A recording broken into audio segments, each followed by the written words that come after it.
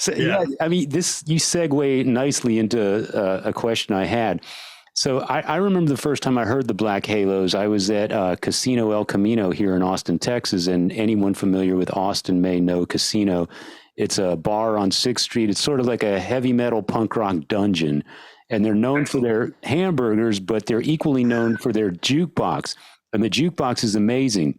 How many jukebox in Austin, Texas? I guess this is for Dave. How many jukeboxes in Austin, Texas have Rose Tattoo on it? I don't know, but that's my point. That's my point. Do. That's my point right there. And my point is, I'm sitting in there. I used to start all my nights at Casino. I'd start there and then start making my way down the street. But I was in there one time and I heard The Violent Years. And I heard it and I was like, I don't know this song. What is this? This is great. And I got up and I ran over to the jukebox and I found out it's this band, the Black Halos, and the song is called Violent Years. The album's called Violent Years. And I was like, I have to buy this tomorrow, first thing, if I can find it. And so anyway, I get the album and I become a big fan of it. And I noticed, just like you're saying, Rich, it's on Sub Pop Records. It came out at the height of grunge. Jack Endino is the producer who's known for working with all the grunge bands. So was working with Jack and being on Sub Pop a matter of convenience because you guys were in Canada and he was in Seattle, or did you actually hear an album or two that he had done that you went, I want that sound for our band? Yeah, that's totally what happened. He made 2 records before that you still stand up to this day. He did the Zeke Kicked in the Teeth record. Ooh, yeah. And he did a record by this band, The Makers. I don't know if you know them. But Yeah. He did The Makers Psychopathia Sexualis record. And both those records are really killer records, great rock and roll records. And they sound totally different from each other, but they're great sounding records. And I'm like, we talked about a lot of different people, but I'm like, Jack's here. He gets the vibe. And he was also the kind of guy that, he was, at the height of grunge, he's like, man, they pay me all this money to go make a Soundgarden record. But he's like, I don't need to make, 10 of those records a year. He goes, I make one of those to pay the bills. And then I make the records I want to make. And so because of that, we could afford him. Yeah. And he's a guy that, he is famous, I guess, for the whole grunge thing, but he's produced all kinds of stuff. He did a Bruce Dickinson solo record. Wow. He does, he did Helicopters single, I guess he did. And Super Suckers. Didn't he do Super Suckers? Yeah, I think he did some Super Sucker stuff. He'd done the Murder City Devils before us. So yeah, he's known for the grunge stuff, but he's much more well-rounded than that. And he ended up becoming a great friend of the band too. He sounds Renaissance. He sounds like he's got, he can do anything. Oh yeah.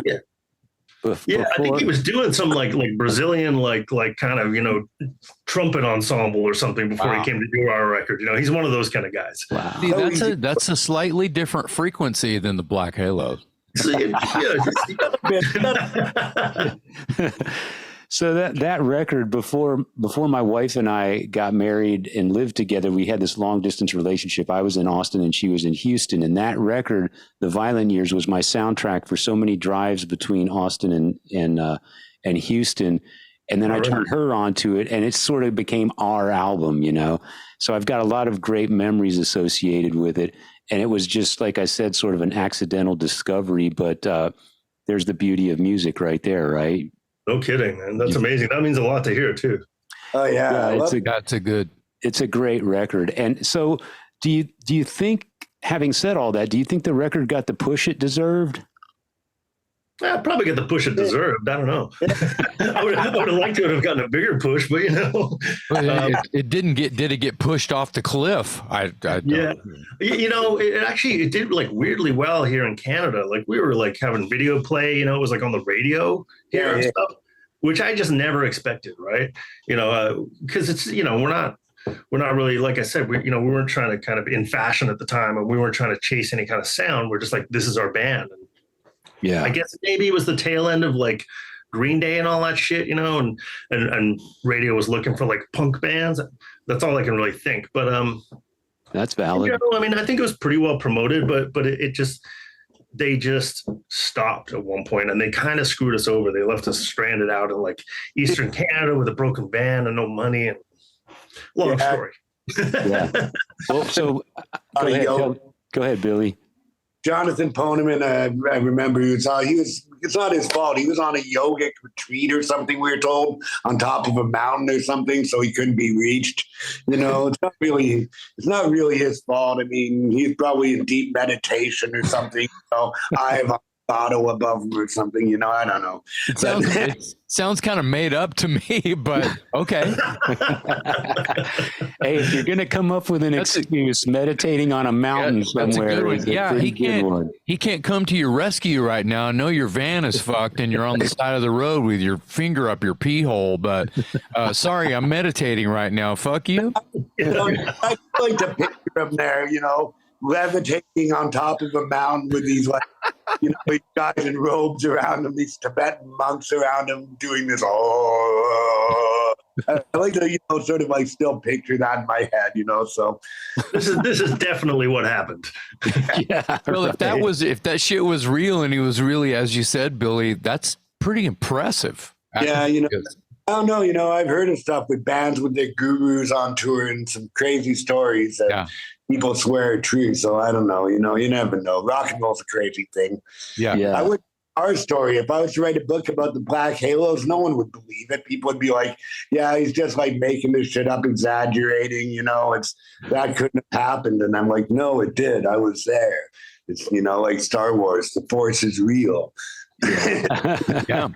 Hello moment. We started at the top of the conversation. I asked you guys what took so long to get you back together, the two of you back together, along with Jay. But it should be mentioned that one of the reasons you guys broke up back in the day is because your van and all your merch and all your gear got stolen, and that kind of was the end of the band. Is that right? That was later on. That I think that incident was. I was in Montreal. I was like. So for me, it was like the tail end when our album, Rich wasn't around, Jay wasn't in the band at that point. And our van got stolen in Montreal with our trailer and our gear. And for me, it was like death blow, right? It was like, I wasn't happy at that point anyway. So, it's kind of like gave me the ultimate excuse. That's sort of like, well, guys, see, I don't know if you noticed, but the last album I wrote, everything I wrote was pretty much about you guys. Now I want out of here. It gave me that sort of that music to escort myself out. It's the worst thing. I think it's the thing every band fears, and it's the worst thing. Like you steal someone's musical equipment, you steal their dog. These are the worst things someone can really do, in my opinion. Stealing a girl or a job, that's not so bad. But once you take someone's gear, and it's like, man, you deserve to die. Stealing the carpenter's tools, man. Yeah, just worst thing ever. That's your whole livelihood. Yeah. Was that the tour? Was that the tour when you were out? You came to Austin to do South by Southwest, and I think you were out with the River City Rebels. No, it's after that. That. Drums ain't cheap. Let me tell you. Yeah. My son is a drummer, so I can appreciate that. Drums ain't cheap. A lot of people don't realize the cymbal pack is like your cymbals are fucking like.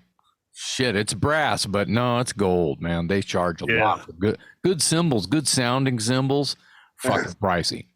Yeah. It's insane too. It's like the biggest instrument, it's like the biggest pain in the ass to haul around. Everything's super expensive. You don't get any of the glamour. I'm like, why does anyone become a drummer, man? Yeah. Sitting in the back in the dark, Oh, seriously, right? Billy, I guess you get to sit down for the whole show, though, so that's something. Yeah, I guess, yeah. And in the early days, you're the one lugging your own gear on top of all that too. So yeah, that's if you're a Night Ranger, they'll pull you up front for Sister Christian.